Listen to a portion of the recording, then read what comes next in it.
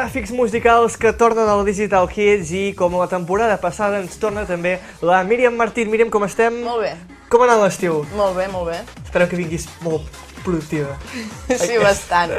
Bastant. Comencem amb un nou monogràfic, el primer de la temporada, i és sobre Eminem, que fa poc ha tret el seu nou videoclip, juntament amb Rihanna, I Like the Way You Lie, i per això dic, bueno, ja que aquest noi fa molt de temps que està a la música, doncs repassem-lo una mica, no? Sí. Doncs es diu Marshall Bruce Mathers III, no? Així com un nom, sí, com un nom aristocràtic, però no, perquè no ha tingut una vida fàcil. No? No, de petit el va abandonar el seu pare i va estar amb la seva mare, va viatjar molt i, bueno, i als 14 anys es va començar a interessar pel món del rap i això, aquests preadolescents, ja saps que sempre són com són, no?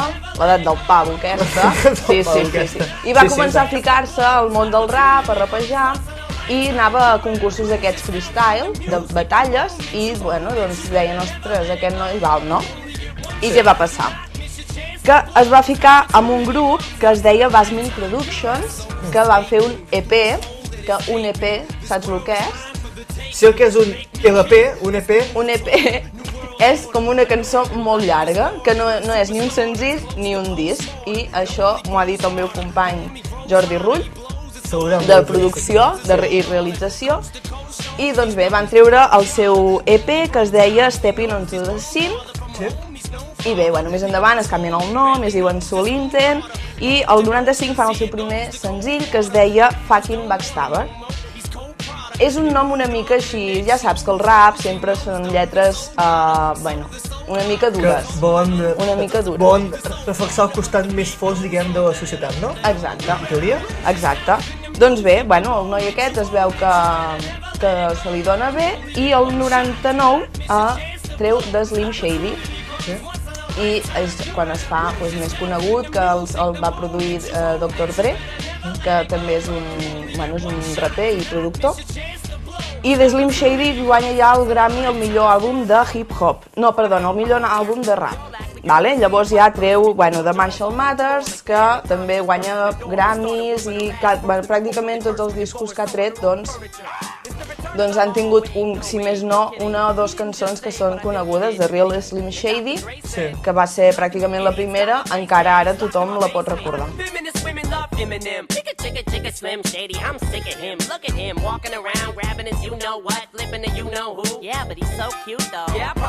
Suposo que aquestes dues cançons que ens acabes de comentar d'aquest període de la seva carrera musical són les cançons, diguem-ne, que més èxit van tenir i més èxit han tingut de la seva carrera musical de l'Eminem. Són, si més no, les cançons més conegudes. Després vindrà el 8 Miles, però aquestes són les més importants. Doncs, a part de raper, també és productor, té el seu segell discogràfic, que és Shady Records, i també és actor.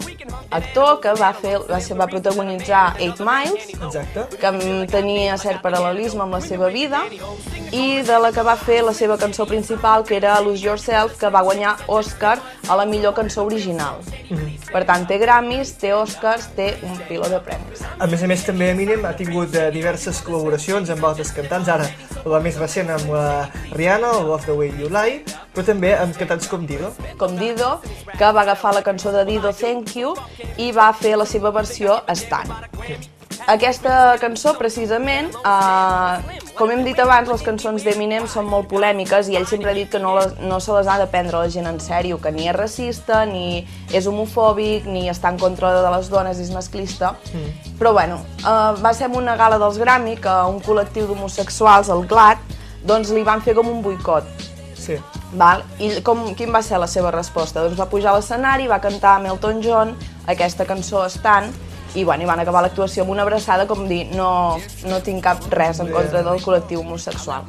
Exacte, si més no també la carrera d'Eminem ha sigut marcada per moltes polèmiques que ha tingut, tant per les lletres de la seva cançó, com ens comentes, i també per alguns problemes que ha tingut ell amb el tema de consum de drogues, però bé, aquesta és una part més fosca de la seva carrera musical. Aquí ens quedem sempre amb la part de la música i tot el que ha pogut comportar el seu historial de cançons en el món de la música. Per posar exemples de lletres que han creat controvèrsies, tenim 97, Bonnie and Clyde, que era, com explica, el viatge d'ell amb la seva filla petita, transportant el cadàver de la seva dona amb el seu amant i el seu fill.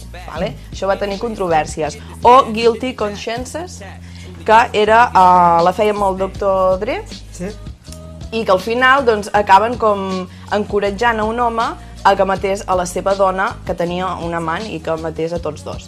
Clar, com pots pensar, no és fàcil fer una cançó així i que no se te tirin per tots costats. Exacte. Però bueno, el rap és així i és el que té.